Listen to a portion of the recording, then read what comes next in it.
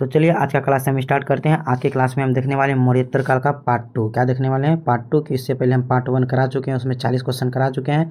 Total हमारा 80 question है। यह हमारा वीडियो आज पार्ट 2 है। तो चलिए क्वेश्चन नंबर 41 से हम लोग स्टार्ट करते हैं।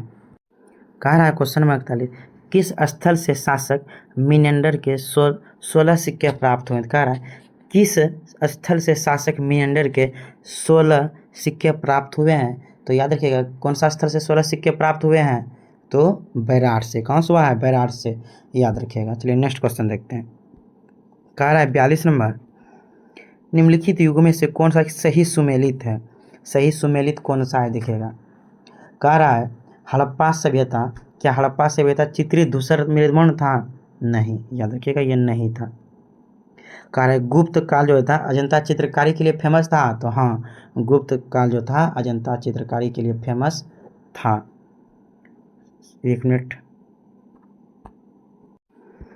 चलिए फिर से इसका आंसर देखते हैं। कह रहा है निम्नलिखित में से कौन सा युग में सही सुमेलित है? तो बोला कुषाण को गंधार शैली का जनक। ठीक है, कुषाण में गंधार शैली का ही प्रयोग होता था। और गुप्त में अजंता चित्रकारी नहीं, ये गलत, ये सभी गलत हो जाएगा।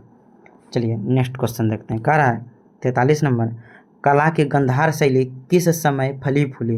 कला की गंधार शैली किस समय फली फूली थी?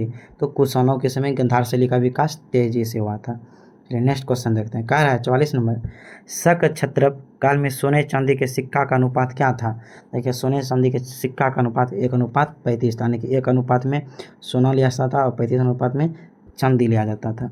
चलिए क्वेश्चन नंबर 51 देखते हैं। कह रहा है किस मूर्ति कला में सदैव हरित स्तरित चट्टान यानी कि शिष्ट का प्रयोग होता था? तो किस में होता था? हरित चट्टान का प्रयोग होता था। तो इसका क्या आंसर हो जाएगा आपका? मथुरा। ए नंबर बोला है मौर्य मूर्ति कला, मथुरा मूर्ति कला, भरहुत मूर्ति कला, और बोल रहा है गंधार मूर्ति कला बोल रहा है। तो क्या हो जाएगा? इसका आंसर हो जाएगा आपका, हो जाएगा स्वर्ण, यानी कि किसमें हुआ था? मथुरा कला में हो जाएगा। सॉरी, गंधान कला, D is the correct answer होगा। चलिए नेक्स्ट क्वेश्चन देखते हैं।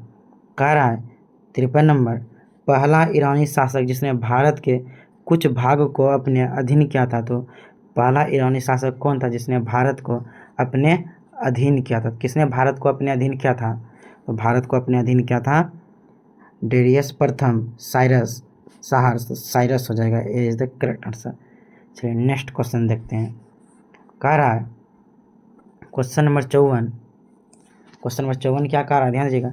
निम्नलिखित राजवंशों में से सबसे पुराना राजवंश कौन था? सबसे पुराना राजवंश बोलेगा तो सबसे पुराना राजवंश कौन था? सातवाहन वंश था, याद रखिएगा।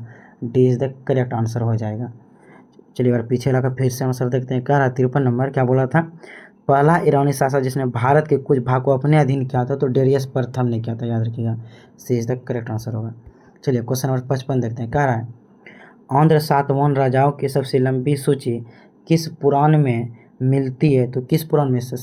मत्स्य पुराण। किस पुराण में हो जाएगा? मत्स्य पुराण में किसकी चर्चा है? आंध्र सातवाहन की है। विष्णु पुराण में पूछेगा तो चंद्रगुप्त मौर्य की चर्चा है। गुप्त वंश की चर्चा है वायु पुराण में, याद रखिएगा।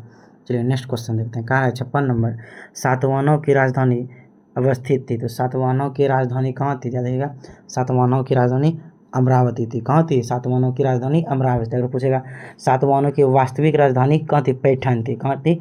पैठन थी, याद रखिएगा। अगर पूछेगा धार्मिक राजधानी या आंध्र जातीय राजधानी तो कौन था? अमरावती था, याद रखिएगा। अगर पैठनपुर रहेगा तो उसको मारना है, पहला प्रीफिक्स नहीं रहेगा तो अमरावती को। चलिए नेक्स्ट क्वेश्चन देखते हैं। कारण 58 नंबर, किसके लिए एक ब्राह्मण प्रयुक्त होता है? एक ब्राह्मण किसके लिए प्रयुक्त होता है? तो याद रखिएगा एक ब्राह्मण जो आपका गौतमी पुत्र सातकर्णी के लिए प्रयुक्त होता है। इसे इज द करेक्ट आंसर। चलिए नेक्स्ट क्वेश्चन देखते हैं। कह रहा है 60 नंबर, राजवंशों को कलानुसार सजाइए। आपको 3 राजवंश दिया है। सबसे पहले कौन आया था? उसको बोला है क्या? सजाने के लिए आपको बोल रहा है, तो याद रखिएगा। इसमें से बोल रहा है सातवाहन दिया है, वाकाटक दिया है, चालुक्य। सबसे पहले क्या हो जाएगा? सातवाहन हो जाएगा। क्या हो जाएगा? सातवाहन एक होगा। उसके बाद क्या हो जाएगा? वाकाटक हो जाएगा। उसके बाद हो जाएगा चालुक्य हो जाएगा। तो ये इज द करेक्ट आंसर। चलिए नेक्स्ट क्वेश्चन देखते हैं। कह रहा है किस स्तूप में आर्यक स्तंभ वाले मंच की विशेषता मिलती है? क्या बोला? आर्यक स्तंभ वाले मंच की विशेषता मिलती है? किस स्तूप में आर्यक स्तंभ वाली मंच की विशेषता मिलती है? या कहेगा आर्यक स्तंभ वाली मंच की विशेषता आपको बोलेगा तो किस में मिलती है? अमरावती में मिलती है। D is the correct answer. Next question कह रहा है 68 नंबर, राजा खारवेल का नाम किससे जुड़ा है? तो देखिएगा राजा खारवेल का कौन सा गुफा है? हाथी गुफा अभिलेख। तो क्या हो जाएगा? हाथी गुफा अभिलेख। C is the correct answer. Next question देखते हैं। कह रहा है कलिंग नरेश खारवेल किस वंश से संबंधित थे? तो कलिंग नरेश खारवेल किस वंश से संबंधित थे? तो कलिंग नरेश खारवेल बोलेगा तो आपका हो जाएगा कदम्ब वंश से संबंधित था। B is the correct answer हो जाएगा। चलिए नेक्स्ट क्वेश्चन देखते हैं। सॉरी क्या बोले? कलिंग नरेश खारवेल के बारे में पूछ रहा है। कलिंग नरेश खारवेल बोलेगा तो आपका कलिंग नरेश खारवेल होगा चेदी वंश से संबंधित हो जाएगा। कलिंग नरेश खारवेल याद रखिएगा। चलिए क्वेश्चन नंबर देखते हैं। नेक्स्ट कह रहा है पूर्वी रोमन शासक जस्टियन का सर्वाधिक महत्वपूर्ण योगदान किस क्षेत्र में था? पूर्वी रोमन जस्टियन का सर्वाधिक महत्वपूर्ण योगदान किस क्षेत्र में था? तो याद रखिएगा किस क्षेत्र में था? तो विधि में था, यानी कि कानून में था, याद रखिएगा। चलिए नेक्स्ट क्वेश्चन देखते हैं। कह रहा है क्षेत्र number Periplus of the Erythraean, Periplus of the Erythraean Sea, Periplus of the Erythraean Sea किसने लिखी थी? तो Periplus of the Erythraean Sea जो थे क्या था? अज्ञात व्यक्ति थे, इसका भी तो पता नहीं चल पाया था, अनाम व्यक्ति ने लिखा था, अज्ञात व्यक्ति इसका था। यह जो क्वेश्चन आपका बीपीएससी में पूछा हुआ है, याद रखिएगा। चलिए नेक्स्ट क्वेश्चन देखते हैं। तो चलिए आज हमारा यहाँ पे 80 क्वेश्चन कंप्लीट हो गया, लगभग कुछ क्वेश्चन कम था, 5 क्वेश्चन। तो मिलते हैं नेक्स्ट वीडियो में नेक्स्ट टॉपिक को लेकर।